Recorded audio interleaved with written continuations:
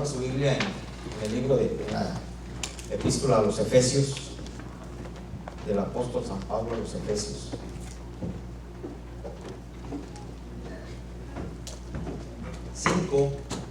El 15, 16 y 17. Mirad pues con diligencia cómo andéis, no como necios, sino como sabios, aprovechando bien el tiempo. Guarda esta frase en su corazón, porque los días son malos. Por tanto, no seas insensatos, sino entendidos, del cual sea la voluntad del Señor. Eterno Dios, en el nombre de Jesús, otra vez gracias. Gracias, Padre, por tu presencia en nuestros corazones, por este tiempo en el cual ahora declaramos y exponemos tu palabra. Te pedimos gracias, Señor, para lograrlo, llevarlo a cabo. Y llénanos de tu Espíritu Santo, así en nuestra mente, en nuestro corazón.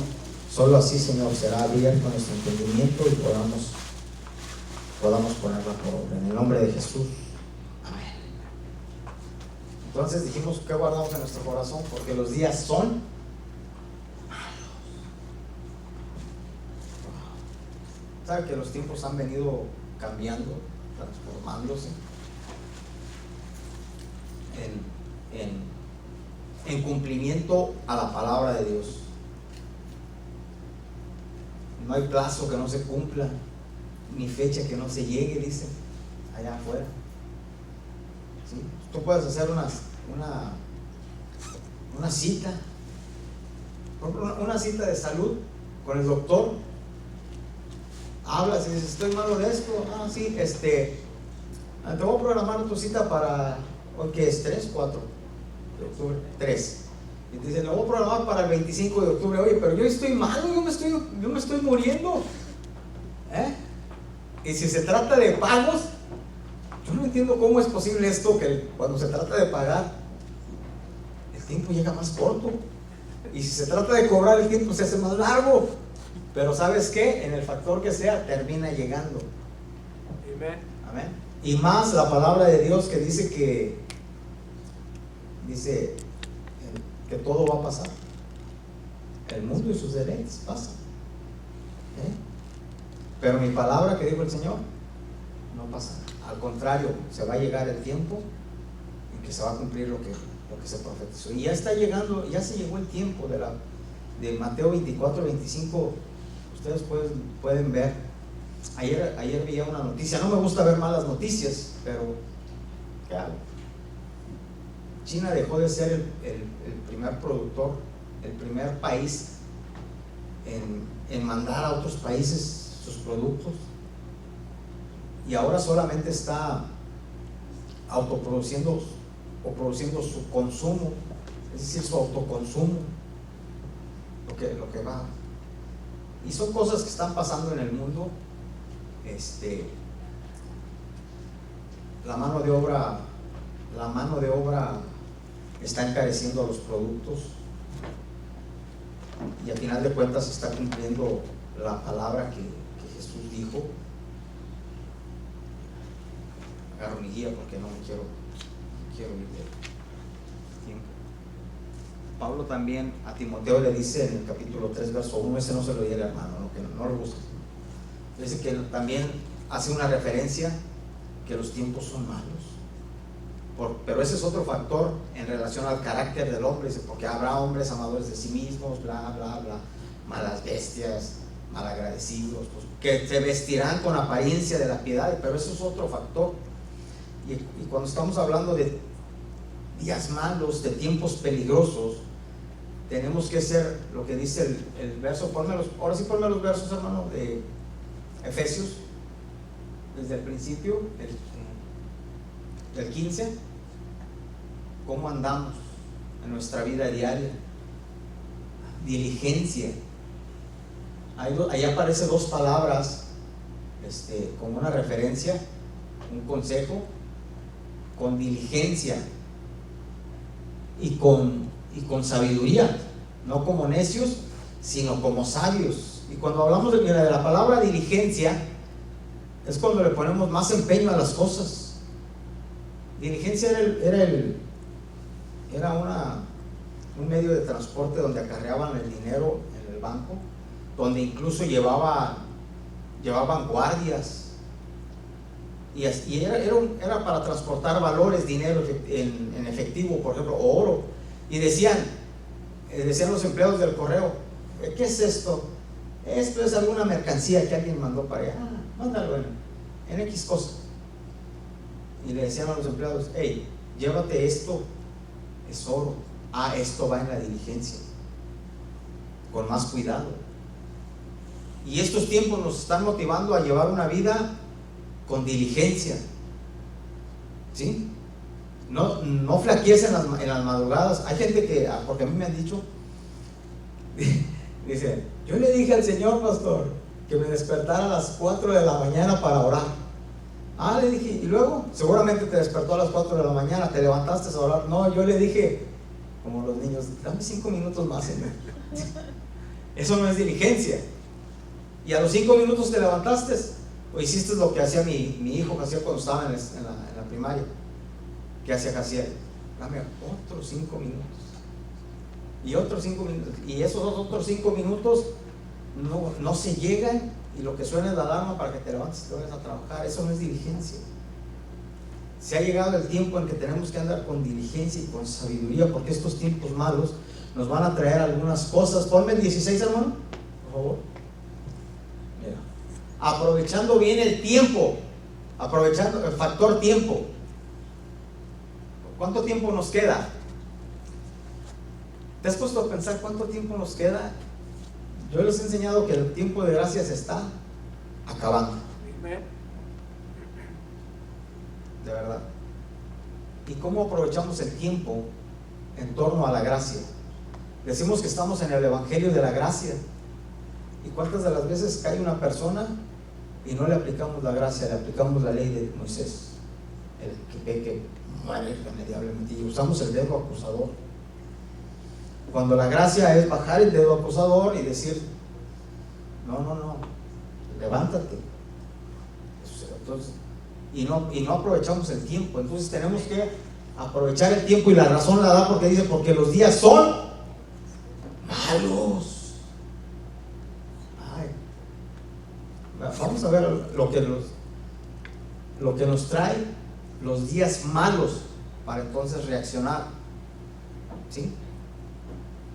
Punto número 1: los días malos nos traen escasez.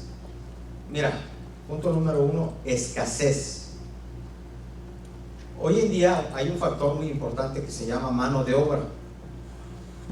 Hoy en día la gente está muy cómoda con los estímulos, con lo que siempre ha habido, las estampillas. Le decía mi abuelito, le decía a mi tío, le decía: tú porque vas y pides desempleo, y tú vas y porque pides estampillas, pero si no hubiera, a ver si no te ibas. Mi abuelo, a manera de broma, decía: a ver si no sales a la carrera a buscar trabajo. Y eso está haciendo, para quienes saben de economía, de negocios, por ejemplo, en los negocios, la labor, la mano de obra es lo que encarece el servicio, en todas las compañías, en todos los servicios. Otro factor bien importante es la ley de la oferta y la demanda. Bueno, quienes saben de comercio, esto yo porque he tenido que leer libros. Hay gente que tiene sus productos y los selecciona y dice: este producto se vende mucho, entonces como estoy vendiendo mucho, puedo bajarle el precio, y se le bajo el precio, al cabo estoy vendiendo constantemente y saco una ganancia constantemente.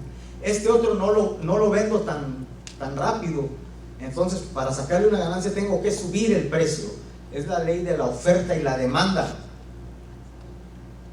Pero hay otro factor que se llama escasez, que hace que el producto suba de precio a razón de la escasez. Entonces ya tenemos la escasez del producto, la falta de mano de obra, porque hay lugares, por ejemplo, hoy en día se llama un factor muy importante: trabajos no esenciales y trabajos esenciales, donde se les permite trabajar, y eso está haciendo que algunas personas estén desplazadas de su trabajo. Otro factor que está haciendo que la falta de mano de obra o el desplazamiento de la mano de obra es la automatización de empleos. Muchos, el 40% hoy en día, el 40% de los trabajos en fábricas se están desplazando por automatizaciones, por robot, por computadoras. ¿Y qué hace la persona? ¿Qué hace las compañías? Dejan de pagarle a un empleado porque compran un solo aparato, una sola vez hacen un gasto y lo ponen a trabajar. En lugar de pagarle por 5 años a esta persona $400 a la semana, un sueldo promedio bueno, mejor compro este aparato que me cuesta $1,000 una vez y lo pongo a trabajar el resto del año.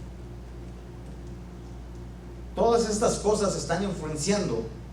¿Sabes? Hay fábricas que han desplazado a más del 60% de sus empleados por automatizaciones. Y esa es la realidad del ser humano, que los días están produciendo escasez. Estos días me di cuenta de algunos productos que yo compraba en 16, en $17. Fui al H-E-B hace 2-3 semanas y me di cuenta que estaban de 16, de 17, 24. Para mí ya era caro y decía, yo no lo compro. A veces mi esposa me pregunta, ¿cuánto cuesta esto? Le dije, no sé. ¿Pero lo compraste? Le dije, es que si me fijo cuánto cuesta y pasa de tanto, ya no lo compro. Así. Ay, no, yo la eres tacaño. No. Pues yo lo que nos ganamos. Entonces, y vi que ese producto costaba hasta $48.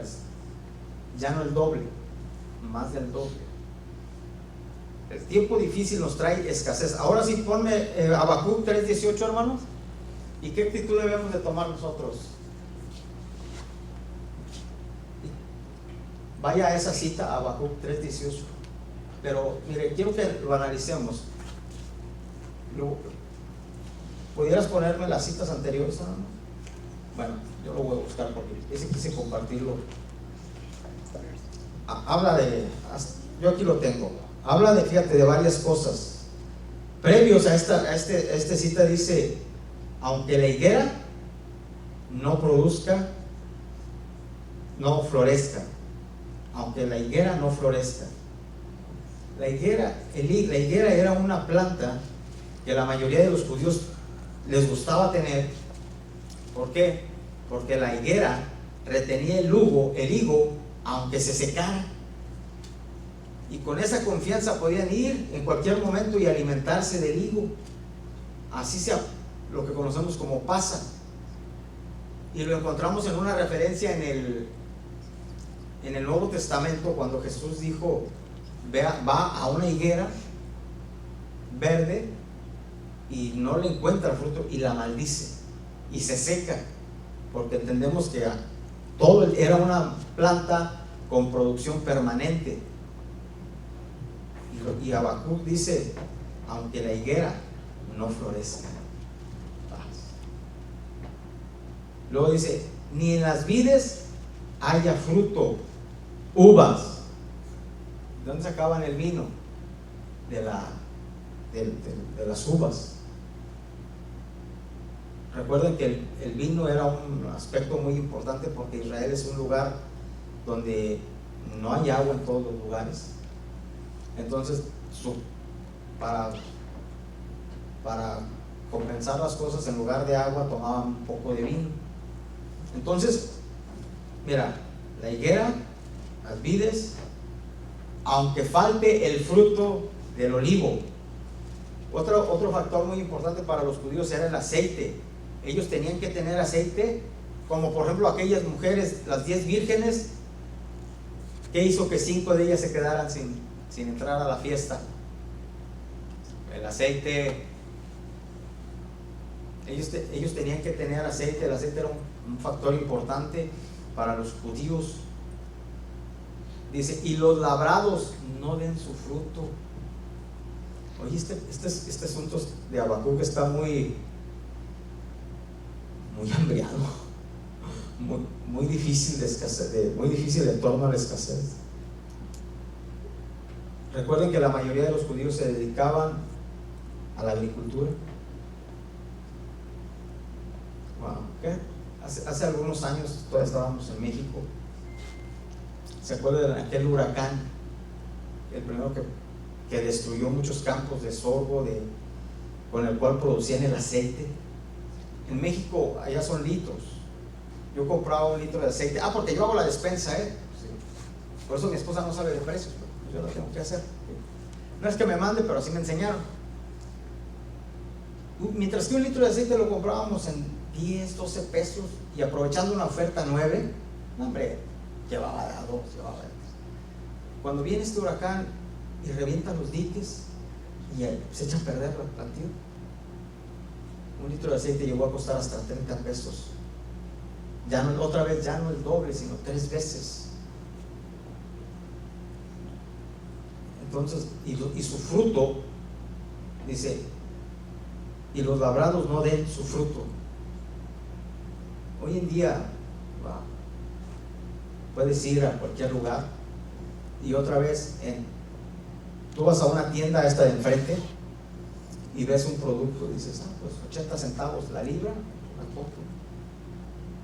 Y hay lugares en los que este hombre ya, esta compañía ya le compró a un distribuidor, pero si tú vas con el distribuidor quizás te lo venda más barato, y si vas con el productor, el dueño de la parcela o de la labor, como le dicen aquí, a lo mejor te lo da más barato. Y luego, como algunos ya quieren que se vaya, dicen, pues te doy 2, llévate 2 libras por el mismo precio. Pero si no hay quien produzca, como dice la escritura, pero si los labrados no dan su fruto, así traigas $1,000,000, no hay quien te venda. Amén. Dice, y las ovejas se han quitado de sus corrales. Recuerden que las ovejas era también un aspecto muy importante, porque de ahí producían, de ahí vivían. Y además, ¿sabes una cosa? Que era tan importante, porque mira, Job, lo primero que Dios permite que el diablo le quite son las ovejas. ¿Para qué? Para desarmar a Job, y ya no pueda traer una ofrenda, un sacrificio a Dios. ¿Me está entendiendo? Y si ya no hay ovejas, hay de pilón, y no hay vacas en los corrales, bueno, pues de plano Habacuc agarra parejo y dice, es decir, aunque no haya nada, ¿qué debe de ser nuestro corazón? ¿Qué dice la escritura? Con todo yo me alegraré. Está hablando de un futuro. Yo me alegraré y me gozaré en el Dios de mi salvación. La escasez no nos debe de traer otra cosa más que estar conscientes de que si llega a pasar, nuestro gozo no está en la abundancia de las cosas. Nuestra alegría, nuestra fortaleza no está en las riquezas. Nuestra confianza no está en lo que podamos tener en la cartera, en el banco. No, está en Dios.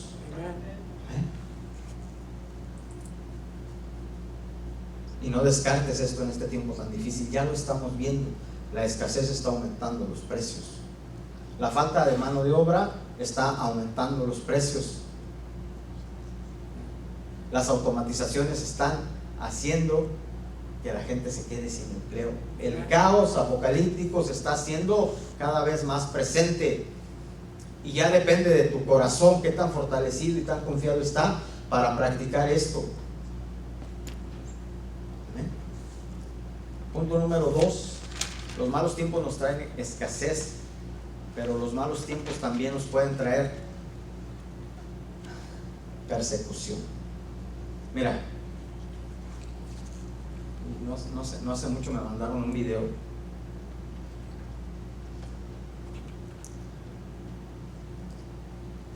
donde aprendí algo que siempre hemos practicado, no es ni siquiera nuevo. Cuando empezamos este ministerio de la enseñanza, de la predicación, nos dijeron, tú tienes que enseñar desde el Génesis hasta el Apocalipsis. Y hoy en día Lo que a mucha gente le encanta son esas profecías de bendición. Tú puedes ir a cualquier iglesia a través de YouTube, y más si te gusta que Dios te va a bendecir, te va a dar prosperidad. Sí, ahí está en la Biblia, correcto. Yo creo en la prosperidad. Yo creo que Dios nos puede bendecir, pero creo en la prosperidad bíblica. ¿Cuál es la prosperidad bíblica? Cuando obedecemos la palabra de Dios, cuando meditamos en la palabra de Dios. Lee el Salmo 1 y termina diciendo: y todo lo que hace prosperará. ¿Se fija? Pero ¿cuál es el antetexto? El antetexto no es: si tú traes una ofrenda, Dios te va a bendecir. No, esa no es la prosperidad bíblica. La prosperidad bíblica dice: bienaventurado el varón que no anduvo en consejo de malos, y empieza: ni en camino de pecadores, ni en silla de escarnecedores se ha sentado, sino que en la ley de Jehová está su delicia, y su ley medita de día y de noche. Será como árbol plantado junto a corrientes de agua, que da su fruto a su tiempo, y su hoja no cae, y todo lo que hace prosperará. ¿Dónde aparece el dinero ahí en esa cita? Pero sí aparece la prosperidad. Esa es la prosperidad bíblica. Y que si estás enfermo, trae una ofrenda y que Dios te va a sanar.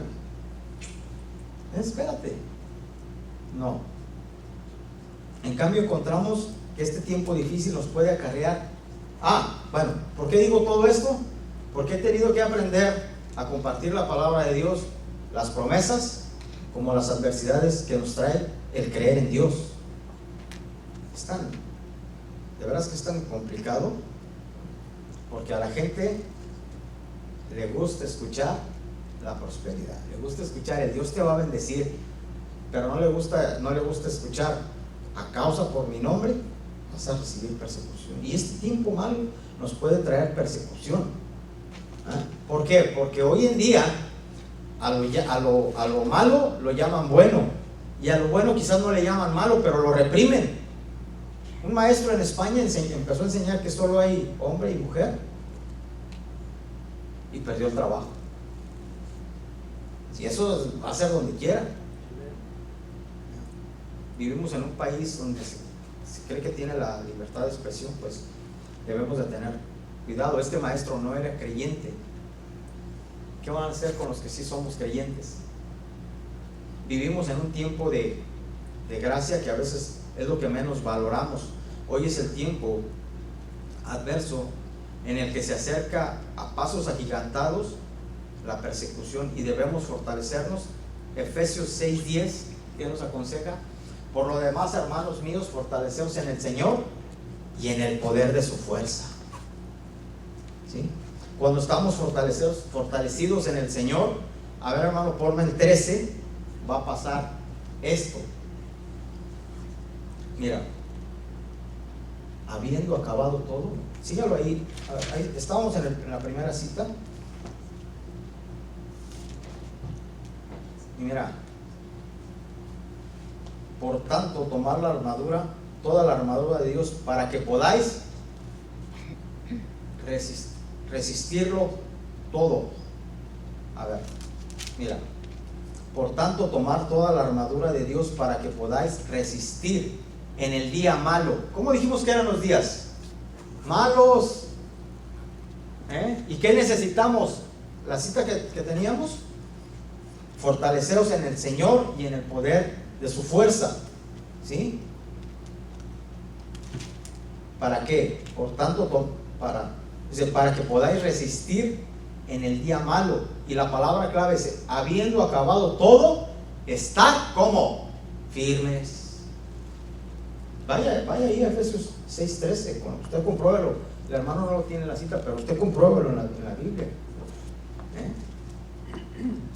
Los días son malos. ¿Y cómo vamos a soportar todo esto malo? Fortalecidos en el Señor. Eso nos va a traer ¿qué? Convicción. Es el tercer punto. ¿Sabes que los días malos nos traen convicción? Punto número 3. La fuerza está en la adversidad. Hace días les decía: arrímale todo a tu hijo y lo vas a hacer un inútil, con todo respeto. de verdad, arrímale todo, arréglale la vida. Yo de verdad, de repente me acuerdo de las cosas que mi papá nos hacía. Y ahora digo, si él no hubiera sido eso con nosotros, no tuviera el carácter de levantarme a las 6 de la mañana e irme a trabajar. Arréglale todo a tu hijo. Allá afuera dicen, cría cuervos y te sacarán los ojos. Pero sé disciplinado con tu hijo. Ningún mar quieto hizo a un marinero experto. Cuenta la historia de un marinero. Lo mandaron al mástil, que es el poste más alto del barco, a quitar la vela. El mar estaba que se lo tragaba, y le dice, el marinero voltea hacia abajo ya para llegar y ve cómo las olas casi se tragaban su embarcación, y le empieza a dar miedo. El capitán de la embarcación le dice, hey, no mires hacia abajo, mira hacia arriba. Y él persistía en ver abajo cómo el barco se ladeaba, y este hombre, el marinero, lo alcanzó a escuchar. No mires hacia abajo, mira hacia arriba. Voltea hacia arriba, y para empezar empezó a ver la punta de la vela del barco, su meta, que fue a donde lo mandaron, y los relámpagos lo empezaron a alumbrar, y siguió avanzando hacia arriba. Mientras que miraba hacia abajo, miraba miedo, miraba cómo su embarcación estaba a punto de bajar al agua, y con ello obviamente venía la muerte. Pero qué importante es cuando volteamos hacia arriba en medio de la tempestad.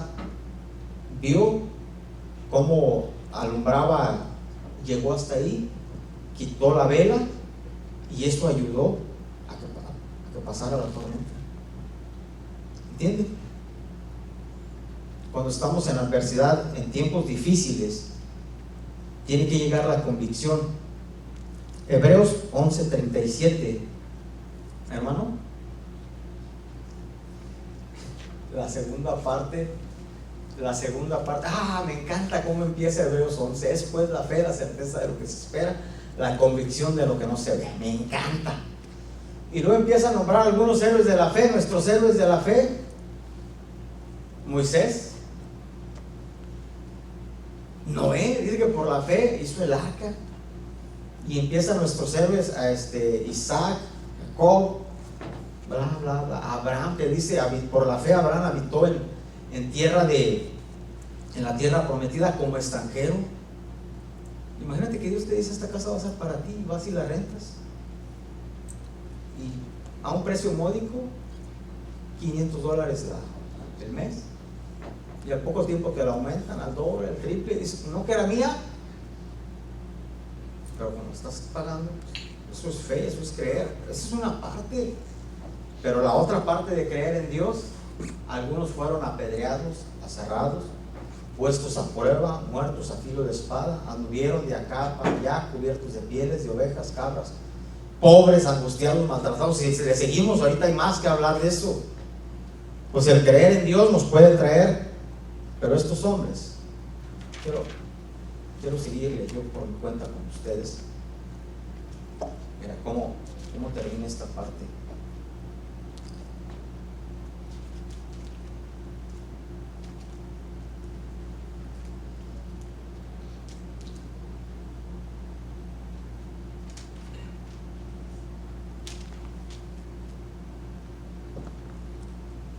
Extranjeros, y el 14 dice peregrinos.